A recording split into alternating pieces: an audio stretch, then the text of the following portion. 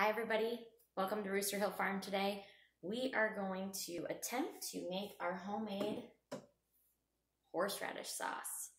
So I've never done this before and I can't take credit for the recipe or even the horseradish root. I got this from a family friend who dug it up, and then they also gave me some plants to plant outside here at the farm. So I'm hopeful that we can start harvesting our own horseradish, which would be awesome.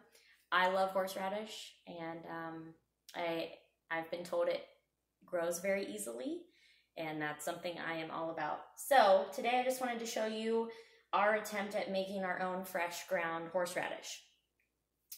So the first thing we're gonna do, I have 3 roots here. We're just gonna wash off the dirt. You don't need to see my dirty sink, but I'll let you see it anyway. We're just gonna scrub off some dirt.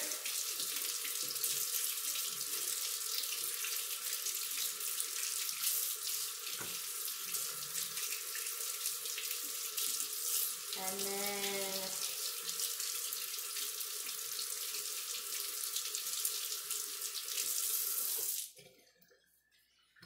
we will get a peeler.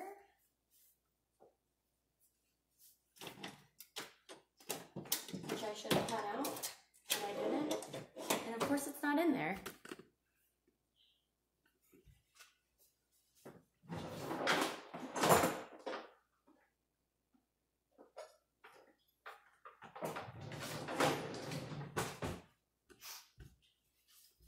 All right, so, sorry, there you go. We are just going to peel off until you can see. Oh, that sunlight is terrible. Here we go. I'll show you here. I'm putting all the peelings in this container so that we can compost them.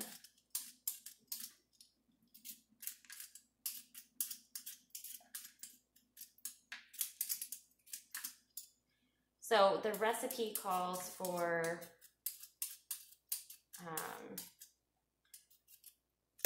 a horseradish root that is between 6 and 8 inches, 2 tablespoons of water, and a tablespoon of white vinegar. I've also seen some recipes that use lemon juice instead of white vinegar. I think they can be interchangeable. In the recipe, it is added to stop the fermenting, which is what determines how hot the horseradish is. So if you don't have vinegar, you can use lemon juice. If you don't have lemon juice, you can use vinegar. If you don't have either, go to the dollar store. But I'm guessing if you're making your own horseradish, you might have one of those 2 things. So I doubled the recipe because I have probably about 1 foot in length between these 3 pieces, probably a little bit more, but so I went ahead and doubled the recipe for 4 tablespoons of water and 2 tablespoons of white vinegar, and it also calls for just a pinch of salt. So now a little bit about horseradish. I'll tell you what I've learned because I didn't know much about it. You harvest the root, obviously. So it grows like crazy. It grows very easily. It grows like a weed. So, all of this information is from what I've read online and from our family friend, like I said. So, you harvest the roots. You have to dig it up and then cut off the green leaves off the top, kind of like you might do with an onion or a carrot. You can actually replant that, and then it will continue to grow. And then your, oh, I can start to smell it now. Smells delicious. You're grinding up the root that you dug. And the amount of time after you plant it, so I got about, I think 6 or 8 little starts of horseradish that I planted out here behind the chicken coop, because they probably won't mess with it. At least I'm hoping not. And I'm gonna have to wait about at least a year, if not 2 years, before I'm harvesting what I planted out there.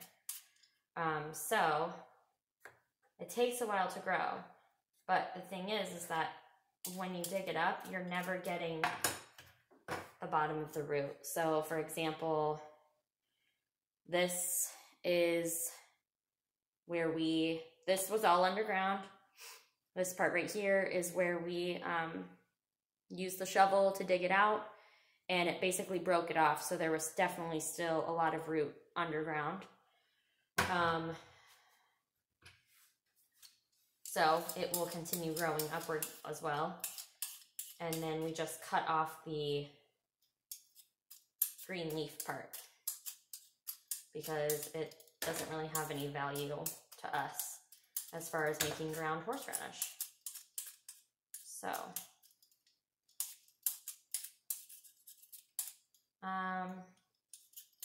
I like horseradish on my roast. And I prefer the ground to the sauce, but I did find a recipe for the sauce as well. I'm not going to try that today. Okay, so after you get it down, all the dirt and the skin off, you're basically peeling it like a carrot. So after you're getting all of that off, you're going to cut it into smaller bits.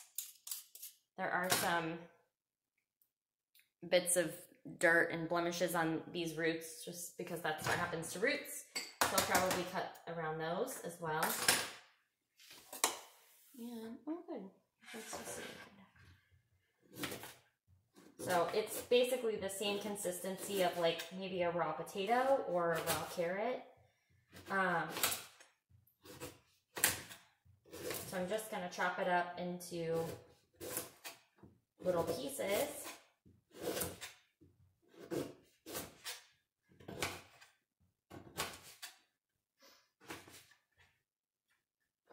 And then add it into our food processor. I love my food processor. I made baby food with this food processor. I make homemade ice cream with this food processor. And now, oh, we make popsicles in the summer, homemade popsicles in this food processor. And now we're gonna be making horseradish. So it says right on the recipe to make sure you're preparing horseradish, fresh ground horseradish in a well-ventilated area. Oh, I'm so sorry for the sun.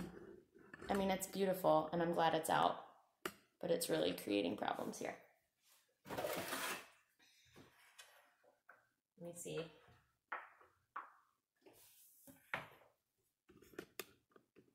Maybe better. Now you can see my dirty mudroom in the back, but such is life.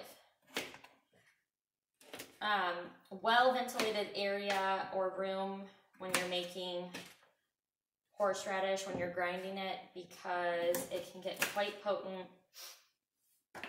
potentially, you know, stronger than an onion.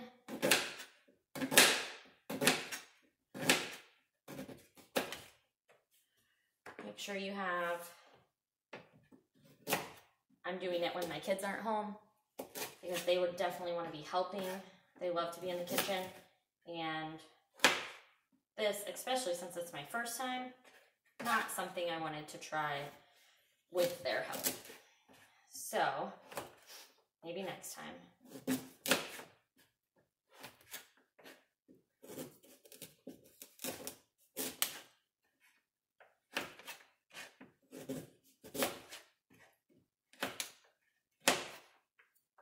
All right. so we're gonna get this all chopped up and put in here. Now this probably isn't gonna make very much. That's okay, it's the first time. So whenever I try something the first time, especially cooking, I like to do it in a small batch because I just never know what's gonna happen.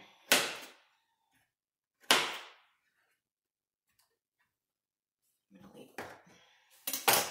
All right, so put this in here. Oops, that piece just fell in the water.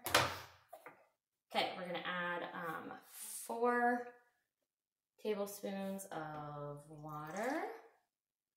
Then we're gonna grind. Now the key is that once you start chopping it up, the fermentation process has started. So you want to wait a little bit before you add the vinegar or the lemon juice. So let's see how this goes.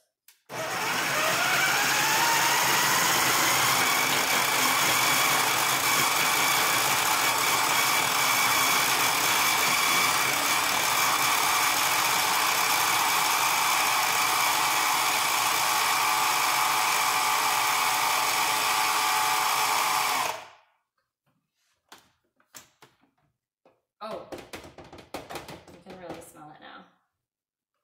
Whew! I wish you could smell through the camera.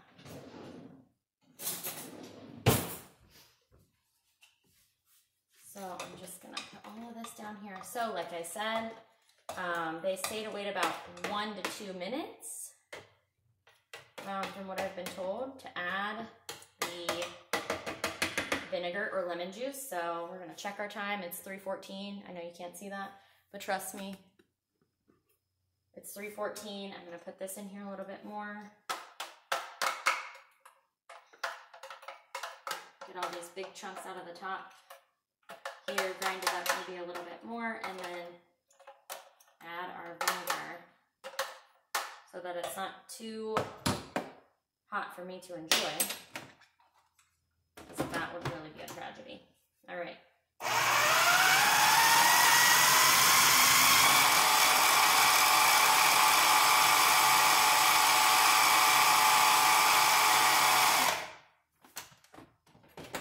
So it's been a minute.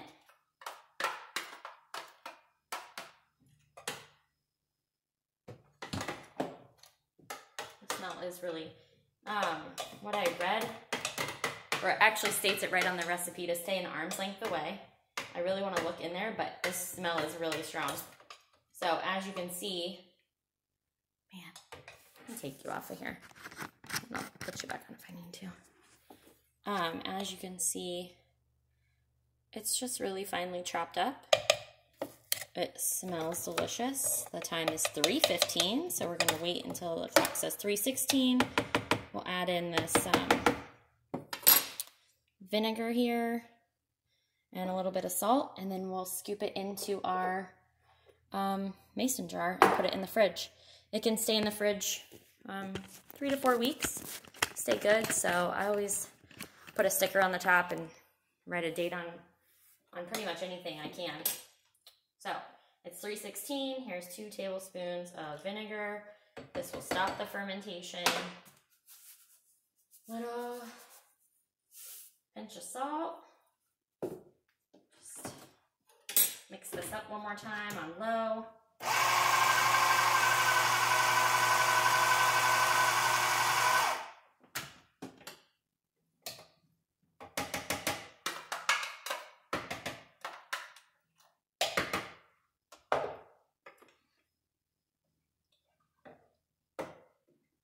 And we're gonna scoop this into our jar. That was easy. I can't tell you how it tastes, but that was a pretty easy and quick process. So hopefully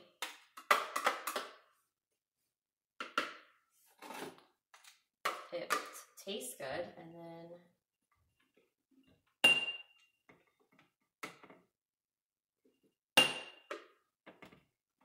it will be worth it, and it'll be something that we no longer buy at the store. My goal is to minimize the amount of things I have to go to the grocery for, and that would be my dream. So it's one more thing I can mark off my list. Whew! It is, I might start crying. If it's tame enough that I can actually eat it, then we can mark it off our grocery list forever.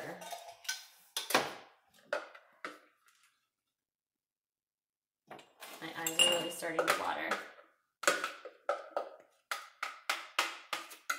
I don't know if you guys know this trick, but I probably should have tried it to see if it works with horseradish. I'm sure it does.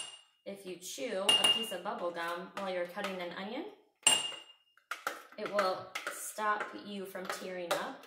I wonder if, I'm sure it would work the same with horseradish. Okay, I kind of made a mess because now I can't even open my eyes. So I'm just gonna put the lids on these and I will get stickers later. I just wanna close them up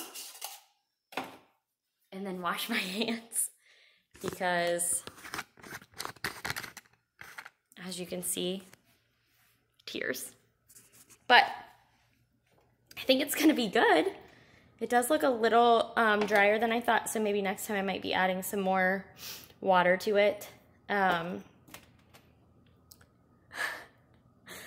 But I'm gonna wash my hands and stop touching my face and then clean this up and then wash my hands again and then maybe try this. I'll let you know how it is. Check out our Instagram page, and the first time we try it with the food, I'll post on there how it is. So thanks for watching today at Rooster Hill Farm. Thanks for crying along with me if you're making it with me. Maybe get a piece of gum. And we appreciate you. Thanks so much and have a great day. Bye.